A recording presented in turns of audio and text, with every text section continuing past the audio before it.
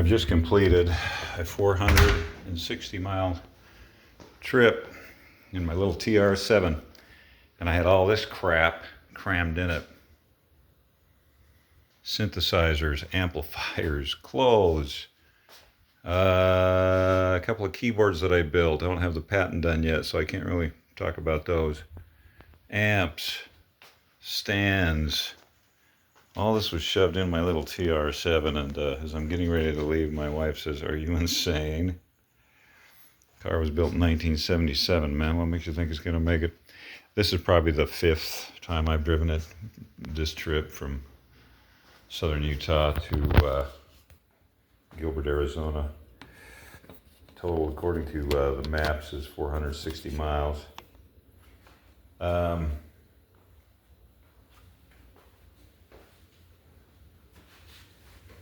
I pulled off the freeway, and all of a sudden I could hear that the drive shaft is going out.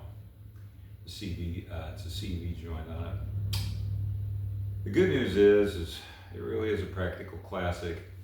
I got online, and Moss Motors has got a replacement for it for $216. I'll call them in the morning and have it delivered over here.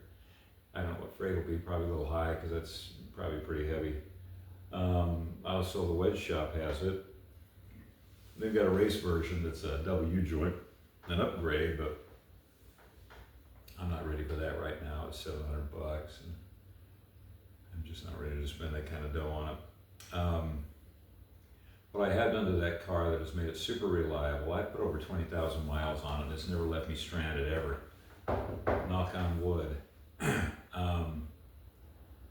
The first thing I did was replace the timing gear and chain. Timing gears and chain out front, and the tensioners. And I put the expensive chain in, the German unit, I forget the brand. And then I took out the water pump, and I got a little brass bung from a place called E.J. Ward in Great Britain. And you put this down in the place of the stock water pump, and then I got a Davies Craig water pump. And the cool thing about this is you can set the temperature you would like for the fans to kick on, and of course the water pump's always pumping, and a whole lot quicker and a whole lot easier to change, and less money. I just got online and I was looking at rebuilt pumps, and it seems like the 12 thing was like $500 now, which is just crazy. And I think for that whole unit with the pump and the little computer to run it was, and the sensors and stuff, under $400. And anyways, that has been a big help. I rebuilt the transmission, just replaced seals and bearings and that, and then the rear end. It's a 5-speed car, and the back axle, I pulled the ring gear and pinion out of that, and it's from the factory. It was a 390. But the problem with that is you get out on the freeway where I live, and the speed limit's 80, and you know the tax running up to 4,000 RPM. That just seems like you're just beating the hell out of the car. And so, anyways, I found a 345 ring gear and pinion and installed that, replaced all the bearings, and that's been amazing. All new bushings. I went with the soft ones at first, which made the car a lot quieter, but every time I hit the gas, the back axle would move a little bit, and with that short wheelbase, the car wanted to steer a little, and I hated that, so I tore all that out, and I put the polyurethane bushings in the suspension, and it's certainly a lot tighter, but it's just a little noisier.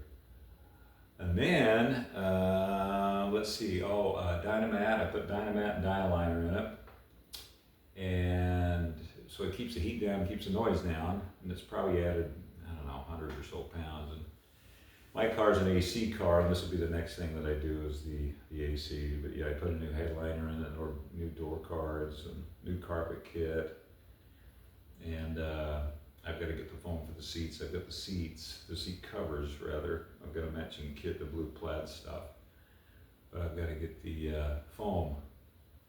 I've got to get the foam because the foam was super tired. And I've already replaced the little plastic things at the bottom of the seat where your butt goes down, and there's that plastic sort of web under there. That had all failed, so I swapped that out a couple of years ago. Anyways, what a fun little car. I just, 80 miles an hour, 70 to 80 miles an hour all the way here. And somewhere around Kingman, Arizona, I could kind of hear this grinding noise, and I thought, well, that's weird. And then so I naturally assume it's the the texture of the road. And then I'm driving along, and the texture of the road changes, and I'm like, well, the noise is different. It must not be anything to worry about. And finally, it keeps bugging me a little bit, so I pull off, and I just get underneath and look, just to make sure it's not that I haven't leaked all the oil out of the transmission or the diff or something. I look under there, and it's bone dry. There's nothing leaking, so it's not the diff, and it's certainly not the transmission. I took the exit here at Gilbert Road, and there's a little cement wall to the side, and I had my window down, and as I pulled onto the side, I pulled right to the lane nearest that wall, and I could hear this horrendous noise coming out of it. I've had CV joints go bad on the front wheel drive cars, where you turn, they go, go. This thing is doing like that, only worse. It is just bad. And I expect probably a lot of it's the fact that I was packing around so much weight and driving 80 miles an hour all day, 560 miles. And anyways, what a neat little car though. I can still get parts, they're still inexpensive. And it's just been a treat to drive. So, if you're out looking for a practical classic, I think that this certainly qualifies as one. There's a few other cars that probably fit the bill as well. The 944 Porsches, I know that the parts are still pretty cheap for those. But for me, the little TR7 is kind of the win. Anyways, thanks for watching.